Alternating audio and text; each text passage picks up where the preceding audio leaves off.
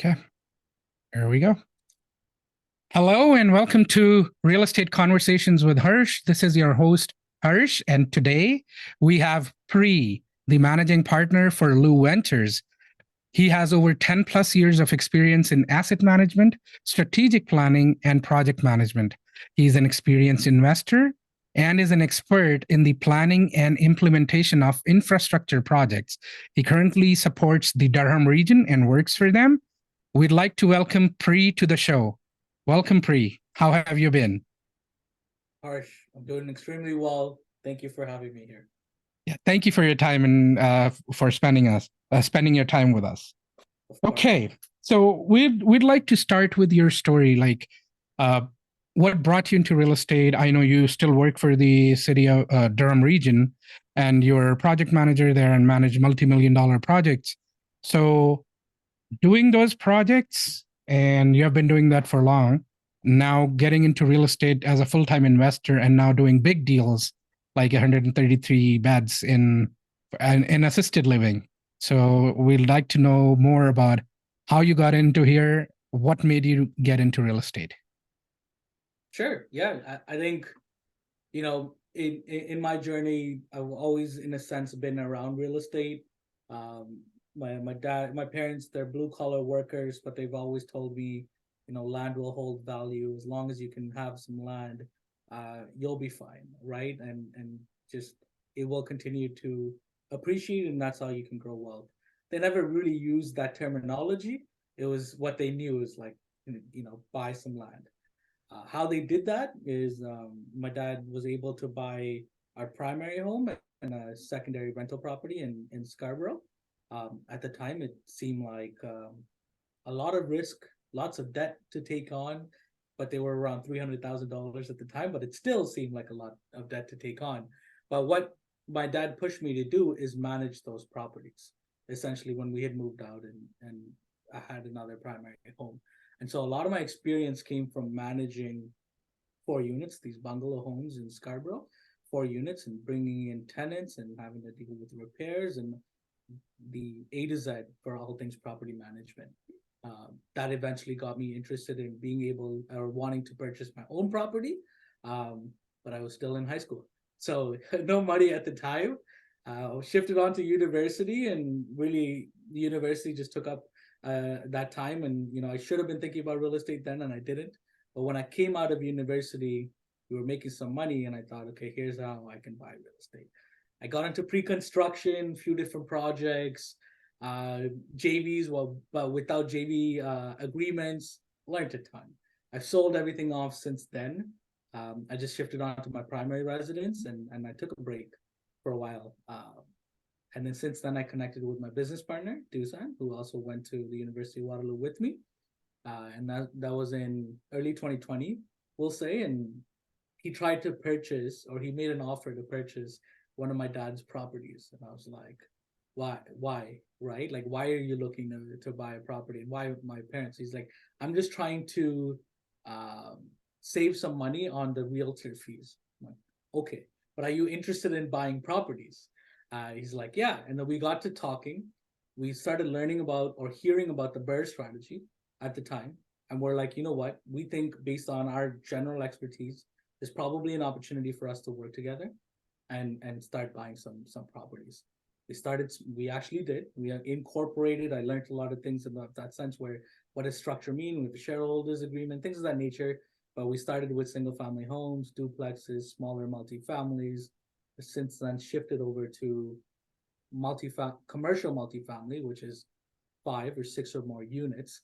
Um, Ventured a little off into commercial real estate in itself with self storage, and then lastly now with the assisted living facility. And we slowly realized that commercial real estate is what we like, where we have a lot more control, and the ability to scale comes with how you evaluate these projects. And we really like the value add concept. So go in, use your strategic methodologies to add value, pull out the money, and then keep going into the next project. So uh, it's been 3 4 years since we formed, and here's where we are. And that's the bit of the journey. And of course, to your point, a lot of what we do from our 9 to 5, we'll call it, gives us the experience that we've gained, and we gain that experience and gives us the experience we need in our real estate business to run it like one.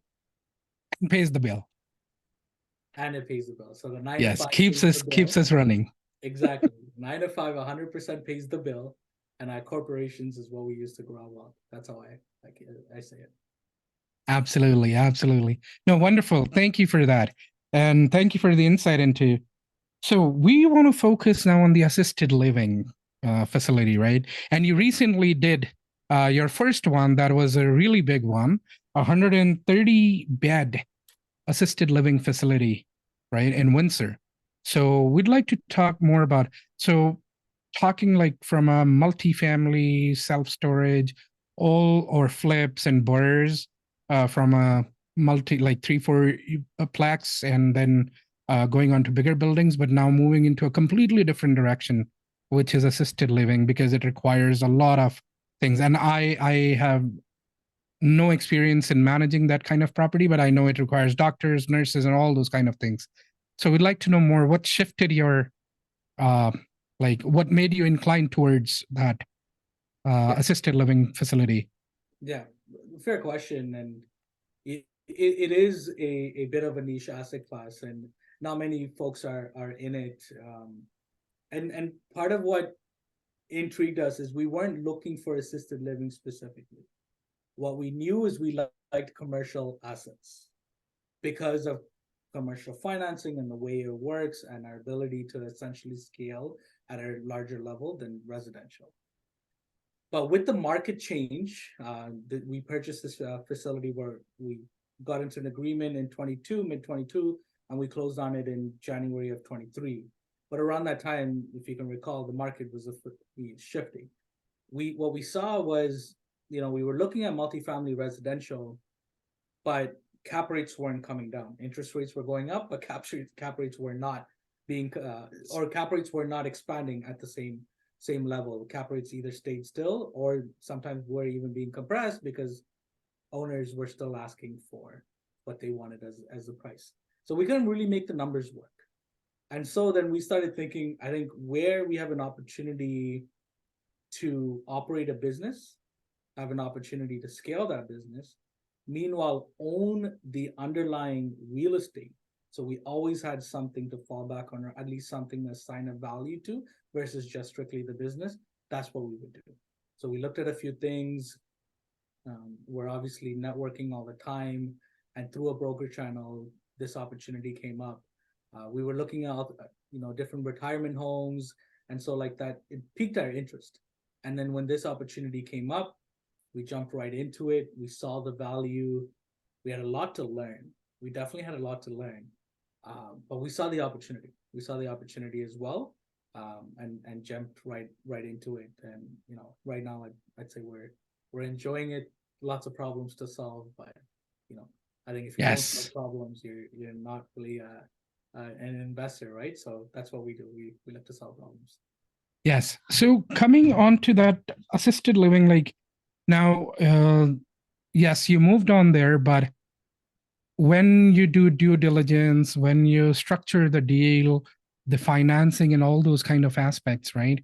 We are pretty familiar with a lot of commercial, like especially in land development, multis, right? How different it is to structure and get financing for the retirement or assisted living facility, plus what kind of different due diligence you do, or adding on to what you normally do in a building. What would you do in that assisted? What was the learning there?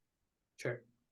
So I'll touch on the three parts that I'll recall. But the first part is structuring a deal like this, right? So there's multiple ways you can structure it, but the two primary ways are you buy the business separately, and then you buy the real estate asset separately, as well. But the primary agreement is for the business, and then you have an APS for the actual real estate asset. It also sometimes depends on how the sellers have structured their purchase as well, or you purchase the business and real estate together as part of a standard APS, And the last piece is you can purchase shares of a corporation that owns the asset as well, but less seldom used. The path we took is we purchased the business and asset together under the standard APS, but obviously a lot more of the due diligence elements were focused around um, the business. We had the standard due diligence elements for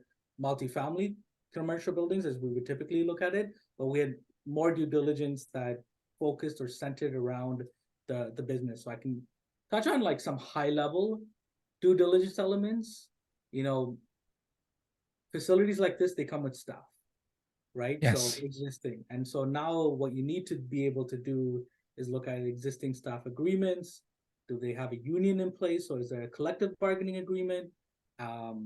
I would bring in, and we did bring in a labor lawyer, an employment lawyer, who can advise on anything labor law related. So you'd have to dive deep into what that looks like, and especially if they have any pending disagreements or issues around staffing. So all of that you would want to look into much deeper. Then from staffing you go on to like payroll, and so you'd want to be able to look at like um, what payments been like, you know, vacation accruals, benefits, things that if they have pensions, what does that look like, and is it all effective, and is it all up to date, and all of that feeds into your financial analysis as well, under staffing and compensation. Another piece for assisted living was food. So food also makes up a majority of the cost, and so not just getting their financial statement on food, you dive deep into like vendor agreements, um, what level of detail they have in contracts, and how often food is being delivered, like the service level. So is it, you know, a 5-year contract fixed with a fixed inflation index on food prices, or is it just a 1-year contract or no contract, and it's a month to month and they can change the price tomorrow? Because we know around this time and food and other elements, the inflation is really uncontrollable, right? So do they have good strong contracts in place that give you the ability to do a financial analysis essentially that allows for limited risk overall, right? So are you entering into something where tomorrow a vendor can change the contract? And we took that down to multiple levels, like garbage Okay. contracts, all maintenance contracts, things of that nature. And that was an additional part of our due diligence that fed into our overall financial analysis for the property. Okay. So now coming to that staff salary and the food part, are all of those and like especially the overall every person in the staff, right? So are those outsourced to a third party, or you have to hire them individually? Because I know there are nurses, there's a general manager, there's a building manager, caretakers. So you hire them through your property management firm, like individual persons, or you just outsource it to a company who manages an assisted living and they can provide all the stuff. Right. So staffing, always a touchy topic, but it depends on how it's currently structured within the business that you're purchasing from, right? So Okay. if they have contracted staff, you can write in the agreement whether you're going to assume that contract and finish off or complete the terms as part of that contract, or you can write into the agreement that no, I don't want to use your contracted staff, I'm going to bring in my contracted staff, for example. If they have a unionized staff, you will have to take on the unionized staff. There is no choice, and now you're bound by the collective agreement that's existing when you have a unionized staff. So you would have to that's why it's important to review the collective bargaining agreement and just make sure you're generally okay with the terms. We can touch on unions and all of that, and then at the end of the day, I know. I know some people like start getting worried when they hear about a union. Like we saw Yes. positives and benefits, and I work with the unions as well, so like it was stuff we were generally just comfortable with. But I get you lose some flexibility, and I get it. But anyways, the you can also have employees under your payroll. So the corporation Yes. that owns the business also have employees under their payroll. In that, when they're management staff, for example, you can essentially write into the contract that you'd like to interview them, and you'd like to ultimately extend an agreement post interview. So that could be something that's written in once you go firm, of course. Or you'd like to assume their contracts, then so what happens is on the day of closing, their existing contract with their employer would get terminated, and then you would issue them a new employment letter. Diving into details, but you would give them like certain amount of days to accept that offer if they wish to accept it. If it's under the same conditions and terms and conditions of their previous employment, then it shouldn't be a problem. But the main point being you should always have an agreement with each one of your employees. So different ways to look at that, but yeah, we assumed the employees as part of this transaction. Okay. Any learning that you got when you did, like these are a lot of learnings, but any specific, like from a challenge perspective, right? That you were going for this deal you were working on and which you never realized existed, because this is assisted living and the other commercial properties are not that complicated, right? And there is no staff thing. And even if there is, then it's pretty simple, right? There are no labor laws. You don't have a labor lawyer or those kind of people. And especially when these are seniors, right? If anything goes wrong, then people do come after you, right? In other cases, they might spare you, a little bit lenient, but and with cases in seniors, they will come after you, right? So what was one or two major learnings that, or challenges that you faced that became a learning that, yes, this can be done this way, and or this could have been avoided this way? For sure. So I'll touch on two. First one, financing for Okay. for a property like this. The way we valued the business and real estate was not too different from commercial multifamily real estate. It's based off of the financials, and we're able to do an income approach in order to do Yes. the investment. But lenders ultimately for commercial financing, yeah, they look at their DSCRs and things of that nature. You need a higher DSCR for something like this because of the associated risk with the business that's being operated. But as you know, commercial lenders also look at the operators, and they'll also look to see what is the experience of the company and the directors who are looking to operate a facility like this. We we foresaw that challenge, and we essentially hired a consultant who had bought, operated, and exited from similar facilities to come onto our team to take us through this process. So he actually connected us with lenders in the space. Um, he connected us with things that we should generally just be familiar with. Uh, great asset that we were able to bring on, and that was strategic in nature. But we still face a challenge on the financing side. And I can remember this, but the day my daughter was born, the following day, my broker had called, and they were like, the lender backed out last minute. And this was after we were issued a letter of intent. And they had spent the time reviewing it, and ultimately, I'd put together the business case, we'd put together all the details, and we'd really shown why we'd be good operators and the experience that we possess, as well as our existing management staff on site and that they possess, because we weren't changing anybody. They've already been operating this for over 15 years or so. Well, one of the senior underwriters or whoever had essentially cited lack of experience, and this was like 10 or 15 days before closing. And so, as you can imagine, this was a $5.5 million acquisition. We had quite a large deposit in there.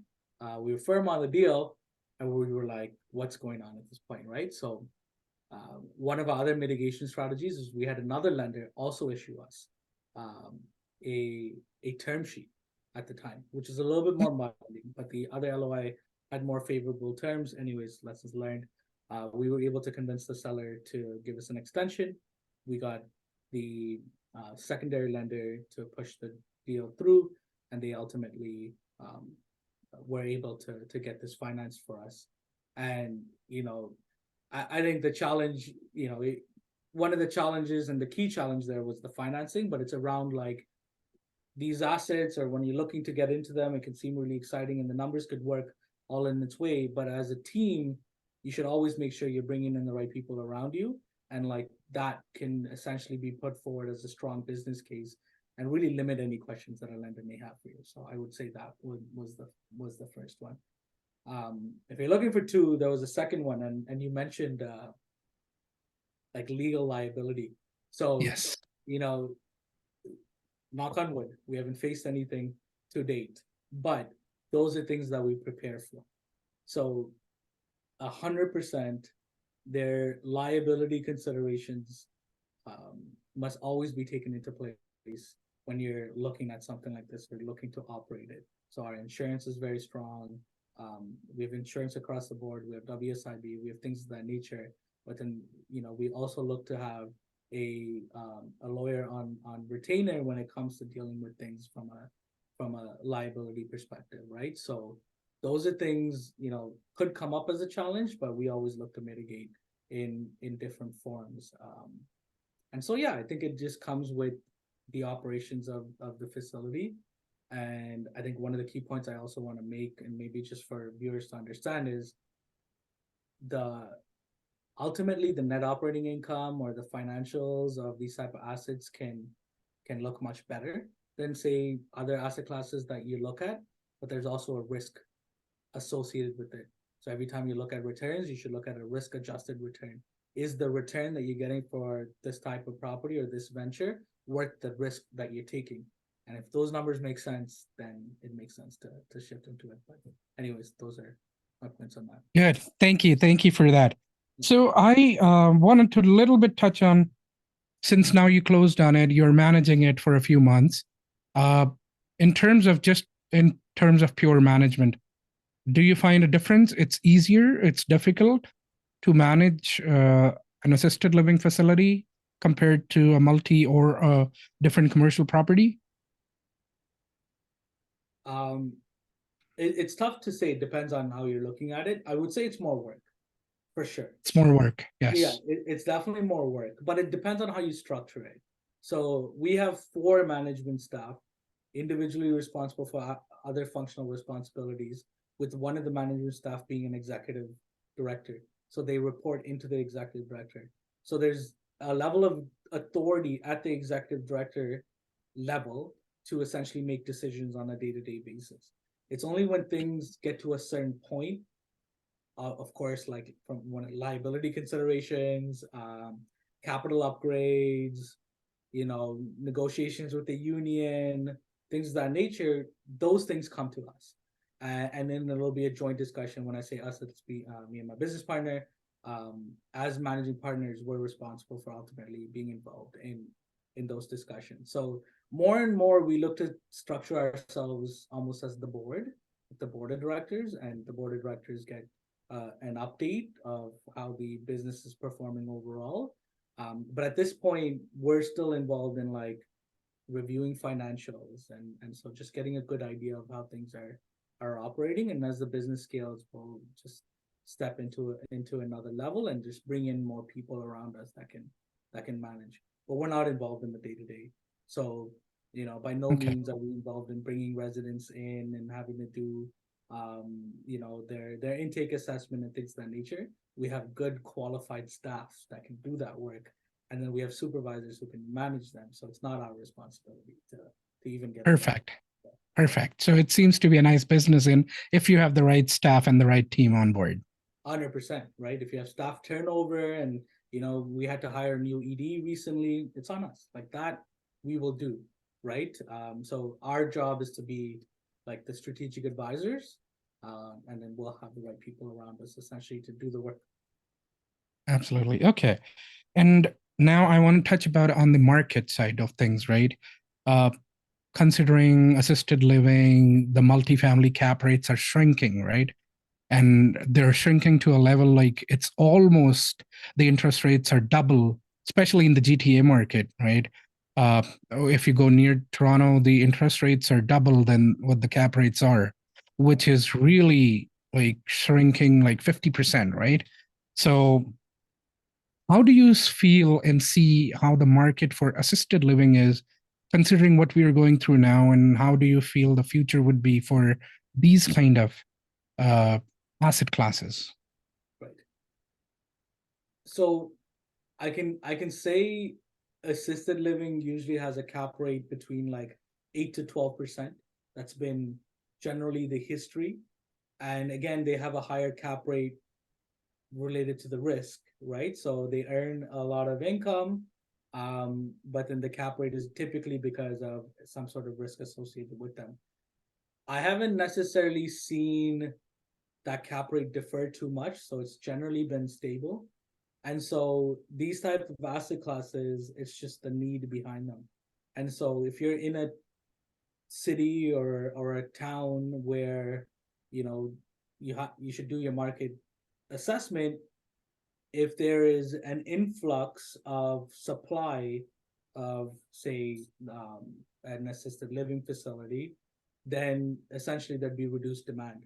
And so at that point, it wouldn't necessarily make sense.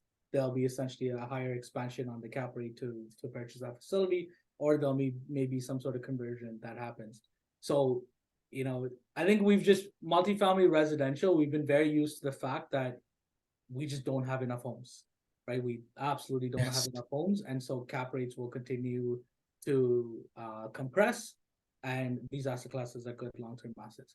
I'm not saying that's not the case with assisted living, but because to be honest, there's a massive gap in the market, and there's such a need. But just because you're operating a business, there's that additional need of checking what the demand is in that specific market and what sort of supply already exists. That would be that additional level. So it's hard to say where the forecast may be for assisted living, but I would say I don't see it shifting from that 8 to 12% because it's been consistent. There's been that consistent need all the way through, regardless of what interest rates are doing in the market. That how interest rates are in the market at present. Wow, 8 to 12% seems like really high cash flow, right? Yes.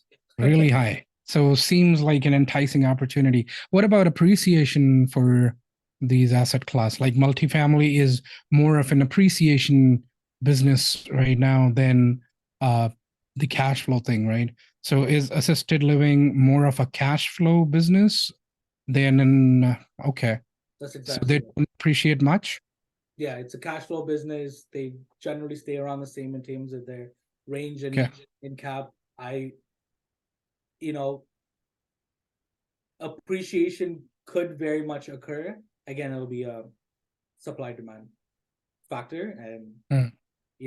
we're at that time. We're just passing. I know just passing the baby boomer industry, but either way, we still foresee a major gap in the market, and there is one existent today on being able to provide support, adequate support for our seniors, and our hospital beds, for example, isn't the place to to keep them. And I'll just give you a very high level example.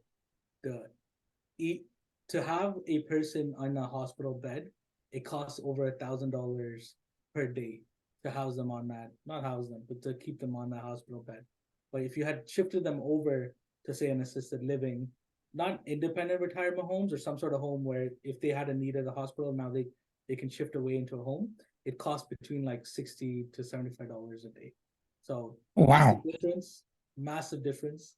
And there's an opportunity here with the province to essentially support some of these homes further as well. So it really depends on which way the industry is going. Wow. So that's like a 95 to 96% cost reduction per day. Yes, Wow. yes, it That's really is. amazing. Yeah, Amazing. Okay. Well, in the end, last question I'd like to ask you is about any tips that, or anybody who wants to get into assisted living has not been into assisted living. What are your top two tips that you'd like to give them? sure. First one, you know, I think this is pretty standard, but just build your portfolio, get into the commercial space, understand the commercial space, and once you do, after that, the next steps are really things that you'll understand. And when I say get into the commercial space, it's like knowing how to navigate the financing world, knowing how to do your financial analysis, knowing how to consider risks as part of your assessment, and then depending on what you're actually doing in the commercial space, then it's the bringing on your team and doing things of that nature. So 100% build your portfolio, do the work in the commercial space, and then that would be the next gradual step, especially if you're looking for a business that you'd like to operate. The one piece why that's important as well, if you're looking to qualify for these commercial assets, typically you'll need like 25 to 30% of the net worth, Yes. personal net worth, in order to qualify for these assets. And most of these assets are definitely in the multi-millions. So build that net worth, and then once you're there, you can definitely then qualify for it. Within the directors or the shareholders that you have on that corporation. So that would be one. The second part, don't take your team too lightly, meaning build a strong team around you, and it may not necessarily be the team that you're working with currently for your residential property, right? So get the folks that you need in order to operate an assisted living. And I guess there'll still be questions as to who I need, but I think going back to one of the examples I just made earlier, where two people who hadn't operated or owned and operated an assisted living facility before brought on a consultant, for example, who's done this, and then took that experience, leveraged that experience in order to get the financing approved and ultimately the license. We didn't even get to this space, but we had to interview in order to get a license. And part of what we were able to showcase is not just our experience, but the experience that we're bringing with us. So that team is utmost important. And we didn't even touch on the lawyers, the accountants, and they all become very specific and intricate, because your residential accountant or someone who's been doing some accounting for your corporations may not understand the business aspects of it, and especially when you run payroll and different things. So don't take the team lightly. Really look at who you need and interview folks who have experience in the space, and then as you scale, your team will scale with you, or they'll come along with you for the ride. So those would be my pieces of feedback. Thank you. This has been a really interesting episode. And anyone who wants to, my one advice is, if you're starting to get into assisted living space, always leverage through experience. Contact Pri or anyone who is already in the space. They have done it. They are doing it right now. They can guide you better. Partner with them. They'll also help you get the financing and structure the deal in a better way. And all those learnings and experiences that they had while doing their deal, they'll implement those in your deal, right? So you are also successful. They also get piece of the pie, and everybody gets their fair share, right? So my advice is always to leverage on experience and have your Rolodex and a team that you can rely and partner on. And we'll be definitely posting all the social handles for Pri if you want to get in touch with them directly. Awesome, Harsh. I Thank you. agree with you 100%. Thank you very much, Pri. We really appreciate your time, and thank you for sparing this time. Thank you for having me. It was a pleasure. Thanks.